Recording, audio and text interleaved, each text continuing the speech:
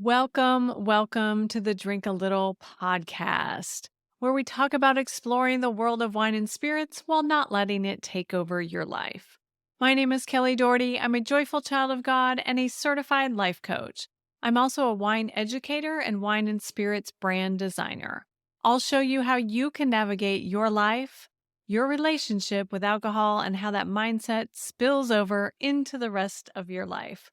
We'll talk about the world of wine and spirits, all while bolstering your confidence that you can have boundaries around alcohol and live your most amazing life.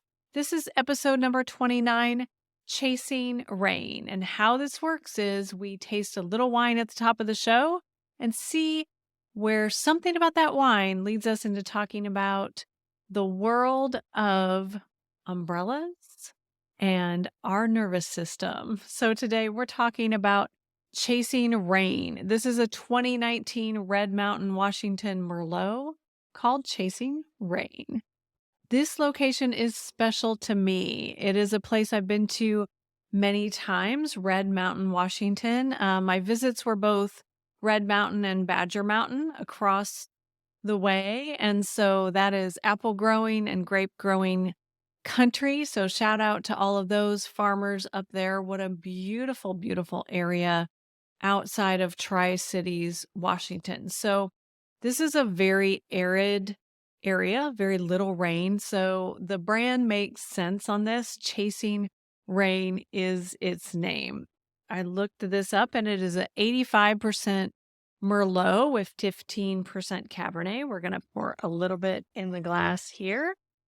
And I bet that Cabernet is giving it a little bit of tannin, a little bit of structure, a little bit of maybe black fruit boost to it. So let's just right off the bat give it a swirl and a taste.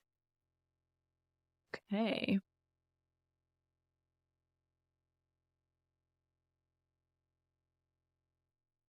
It's a very expressive black cherry. I'm going to smell this again. It's almost to a blueberry place. There's black cherry, black plum, but I get a little blueberry. And maybe there's mocha on top of that black cherry, and that's what I'm getting. There's even a little bit of cola, like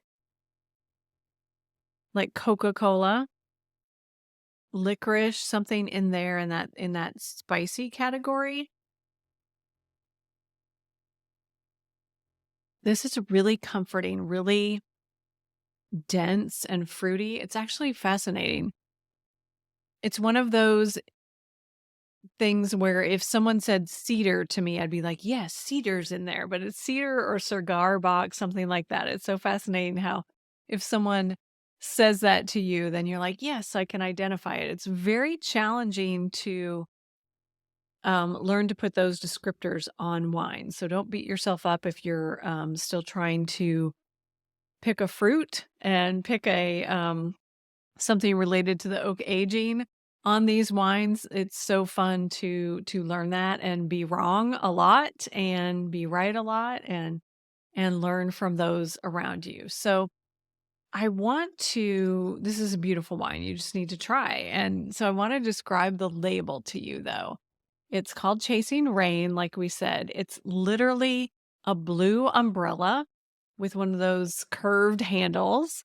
And the umbrella part that's supposed to be a cone letting the rain pour off of us is actually curved upwards. So it's like a huge cup that would be gathering the rain instead of repelling the rain, which is probably what they need for their arid environment there.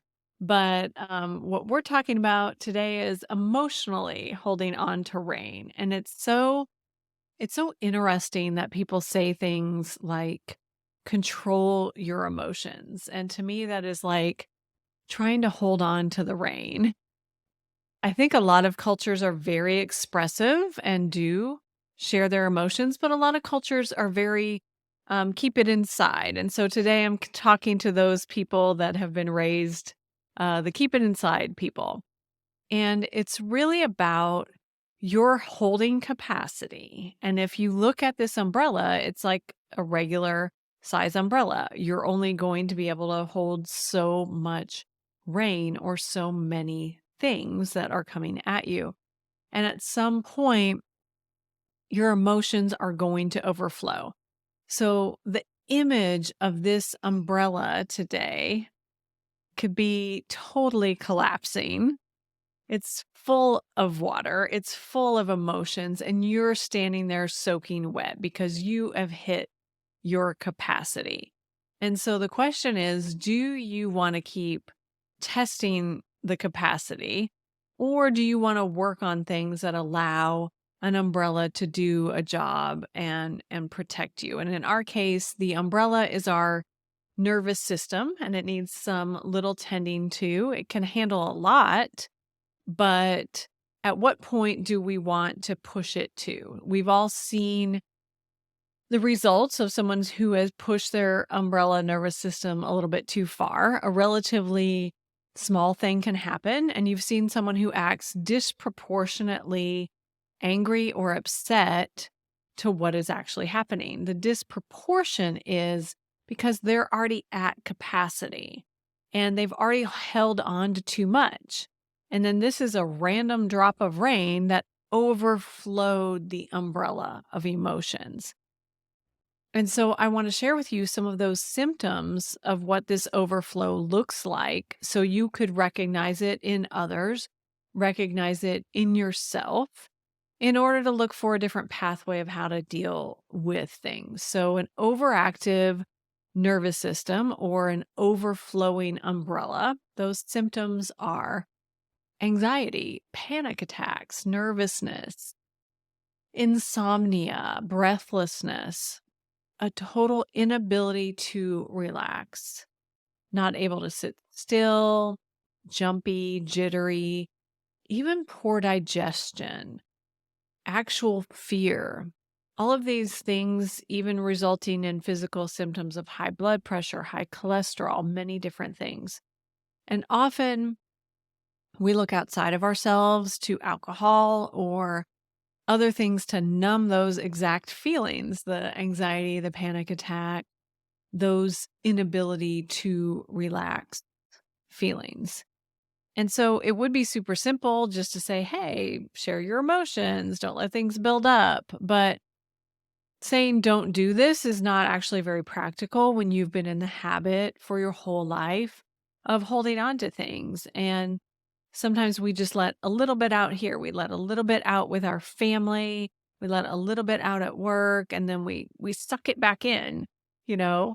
Um, but I'd like to offer another option, which is it takes intention, it takes a little bit of time. And I understand that not everybody is game for this option, but the option is to purposefully balance your nervous system so it can handle a variety of things that we may not be expecting emotionally. And we're not going to get rid of things that are happening outside of us that are seemingly thrown at us. And I say that in air quotes. It seems like things are thrown at us, but things are just going to happen in the world. So we need to either expand our umbrella, expand our capacity to let those things go through us. And that's exactly what I help people with in my program. But there are simple, small steps that you can do yourself that literally make sure your umbrella is just open and pointed the right direction, not trying to contain or chase the rain. So I've got 3 steps for you, and they are umbrella related. So number 1 is deep breathing. And I've talked about this before, but it's my favorite tool. And today I'd like you to think about deep breathing with this blue umbrella from this Chasing Rain wine. So when you deeply breathe from your gut, you're opening the umbrella, breathing in through your nose, slowly feeling your belly, then your chest, and then up into your head. So your umbrella is fully open and holding it for a few seconds. And then slowly closing the umbrella, slowly exhaling out your mouth. and allowing yourself to settle in. And you can rewind this and do this as many times as you want. You can count simply 4 in, 4 hold, and 4 out, whatever's comfortable for you. And it helps me to visualize this umbrella. So I've got something I'm thinking about that is opening and closing. So that is umbrella tactic number 1. And umbrella tactic number 2 for our nervous system health and expansion: walk outside no matter what's going on. Bring an umbrella if it's raining, sleeting, snowing. One of the best things for your nervous system is to have no shoes on and get your feet on the grass, get them on the soil, on the sand. And right now I'm recording this in January, and it may not be possible to go out where you are with no shoes on.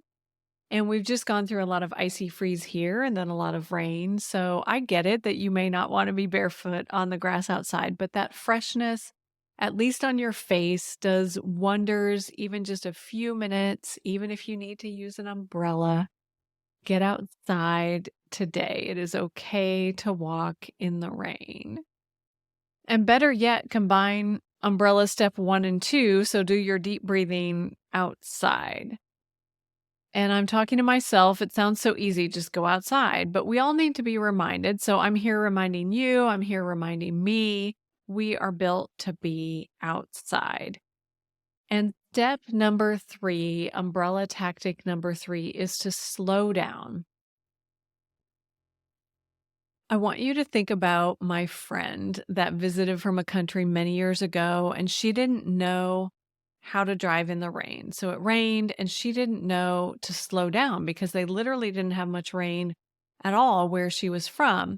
And she just slid her car right into somebody else. So slow down. It might be raining. Change your strategy just a little bit when it's raining. And this act is available for you anytime, raining or not. Slow down and think about what you're putting in your body. Think about how you're treating yourself emotionally. Consciously taste the wine. Enjoy the mystery of trying to figure out, is it blueberry? Is it black cherry? Is it black plum? Is it cedar or cigar? Take a few seconds. Slow down, even when it's not raining. And these are small habits that build a baseline to a balanced emotional life. I hope these help you. Let me know how it's going with you, how I can help you, what I can help you with. And if you're working on the rainfall in your life, we all have those storms. We all have rainfall. It all has passed, and yet there is more coming. If you're working on the rainfall in your life, and whether or not your umbrella is doing the job, I do teach to a deeper level. I have a one-on-one coaching program tailored to your needs, where we cover how to stop over drinking, how to love yourself for all the right reasons, and emotional well-being. Go to kellydoherty.com/cheers to learn more. That's KELLYDOHERTY.com/cheers. I'll see you next week.